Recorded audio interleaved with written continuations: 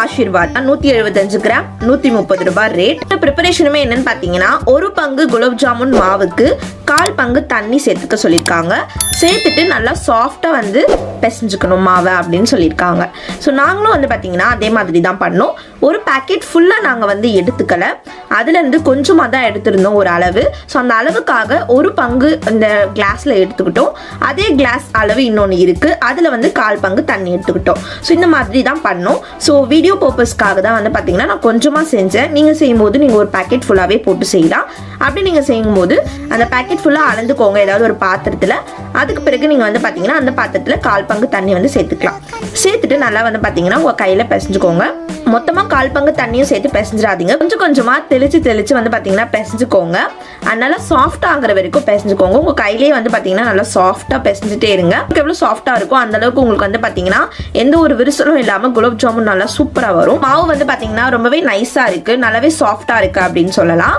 And இது நீங்கள் நல்லா பிசைஞ்சிட்ட பிறகு இதோட டார்க்னஸ் பொறுத்த வரைக்கும் கொஞ்சம் டார்க்காக இருக்குன்னே நான் சொல்வேன். உங்களுக்கு பார்த்தாலே தெரியும்னு நினைக்கிறேன். எல்லாமே வந்து பார்த்தீங்கன்னா 5 நிமிஷம் ஊற வைக்கணும்னு சொல்லியிருக்காங்க. ஸோ நீங்கள் நல்லா பிசைஞ்சிட்டு 5 நிமிஷம் அதை தனியாக எடுத்து வச்சிருங்க ஊறட்டும். அண்ட் 5 நிமிஷத்தில் நீங்கள் ஃபேன் அங்கெல்லாம் வைக்காதீங்க, ஈஸியாக ட்ரை ஆகிடும். அப்படி நீங்கள் வைக்கிறதா இருந்தால் நீங்கள் ஆயில் இல்லைன்னா நெய் வந்து தடவி வச்சுக்கலாம். ஸோ தட் அது ரொம்ப ட்ரை ஆகாமல் இருக்கும். 5 நிமிஷம் கழிச்சு நீங்கள் வந்து பார்த்தீங்கன்னா உருண்டை ஸ்டார்ட் பண்ணலாம். ஸோ நீங்கள் எப்போவுமே வந்து பார்த்தீங்கன்னா முடிஞ்ச அளவுக்கு குட்டியாவோ இல்லை மீடியம் சைஸ்லையோ பண்ணுங்க. ஏன்னா ஜீராவில் விட்டதும் நமக்கு குலாப் ஜாமுன் வந்து நல்லாவே வந்து உப்பி பெருசாக இருக்கும். ஸோ அதனால நீங்கள் எடுத்தோடனே பெருசாக பண்ணிட்டீங்கன்னா அது இன்னுமே பெருசாக வரும், உடையறதுக்கு சான்ஸ் இருக்கு. எண்ணெய் இல்லைன்னா நெய் எதில் வேணால் நீங்கள் பொரிக்கலாம், அது உங்களோட ப்ரிஃபரன்ஸ். அதை ஊற்றிட்டு சூடானதும் நீங்கள் வந்து பார்த்தீங்கன்னா குலாப் ஜாமுன் உருண்டைகளை வந்து பொரிச்சு எடுக்கலாம். ஸோ ரொம்ப லோ ஃப்ளேமில் வச்சுக்கோங்க, ஹை ஃப்ளேமில் வச்சிங்கன்னா ஈஸியாக கருகிடும். ஸோ லோ ஃப்ளேமில் உங்களுக்கு வந்து பார்த்தீங்கன்னா ரொம்பவே பொறுமையாக தான் நீங்கள் வந்து ஹேண்டில் பண்ணணும். ஸ்லோவாக தான் ஆகும், அதுக்குன்னு வந்து தீ ஏற்றி வச்சிடாதீங்க, அப்புறம் நமக்கு டேஸ்ட்டே இருக்காது. அண்ட் குலாப் ஜாமுனும் வந்து பார்த்தீங்கன்னா கிராக் ஆகிடும். நீங்கள் லோ ஃப்ளேமில் வச்சு கொஞ்சம் கொஞ்சமாக நீங்கள் பொறுமையாக அந்த குலாப் ஜாமுனை வந்து பார்த்தீங்கன்னா அந்த ஒரு பொன்னிறம் வர வரைக்கும் வந்து நீங்கள் எடுத்துக்கோங்க. இல்லை உங்களுக்கு அந்த ஒரு ரெட் கலர் பிடிக்கும்னா நீங்கள் அப்போ கூட வந்து பார்த்தீங்கன்னா குலாப் ஜாமுனை வந்து எடுத்துக்கலாம். உங்களுக்கு என்ன கலர் வந்தால் பிடிக்குமோ, பொன்னிறமோ இல்லை நல்லா டார்க்காக வந்தால் பிடிக்குமோ அந்த மாதிரி பார்த்து எடுத்துக்கோங்க. குலாப் ஜாமுன் உருண்டைகளை போட்டுட்டு உடனே கரண்டி வச்சு கிளறாதீங்க, கொஞ்ச நேரம் எண்ணெயில் அப்படியே இருக்கட்டும். அதுக்கு பிறகு நீங்கள் மிக்ஸ் பண்ணிக்கலாம்.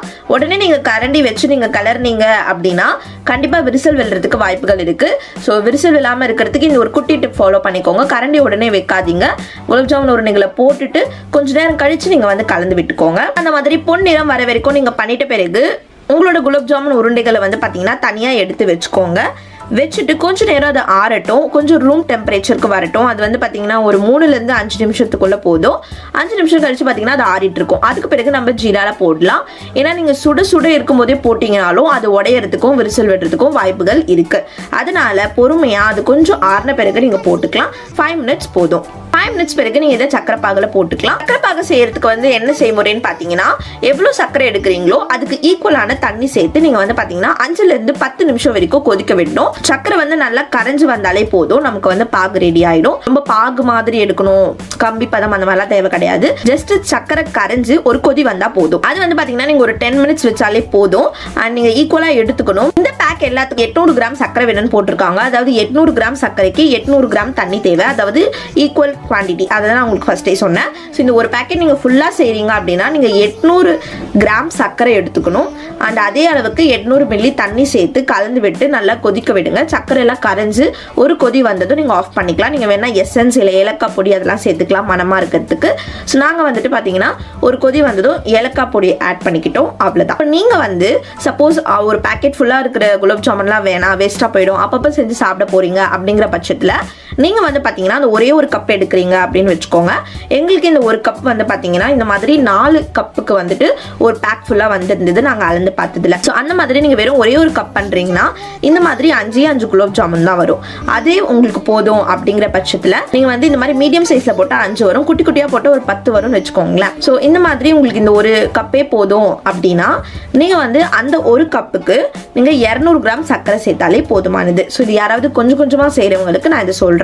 அண்ட் மீதி மாவை நீங்க அப்படியே போட்டு போட்டு வைக்காமல் அதை அப்படியே சுருட்டி வைக்காமல் ஒரு ஏர்டைட் கண்டெய்னரில் போட்டு ஃப்ரிட்ஜில் வச்சுக்கிட்டிங்கன்னா உங்களுக்கு காற்று போகாமல் ஃப்ரெஷ்ஷாகவே இருக்கும் அந்த மாவு. ஸோ நீங்கள் எப்பயாவது நீங்கள் வந்து குலாப் ஜாமுன் சாப்பிடணும் போல இருக்கும்போது ட்ரை பண்ணிக்கலாம். அவ்வளோதான். இப்போ நம்ம ஊற விட்டுக்கலாம். ஸோ மோஸ்ட்லி உங்களுக்கு அரை மணி நேரத்தில் 1 மணி நேரத்துலேயே வந்து பார்த்தீங்கன்னா நல்லாவே வந்து ஜீராவில் வந்து குலாப் ஜாமுன் ஊறி நல்லா புஃப்னு குண்டு குண்டாக சூப்பராக இருக்கும்.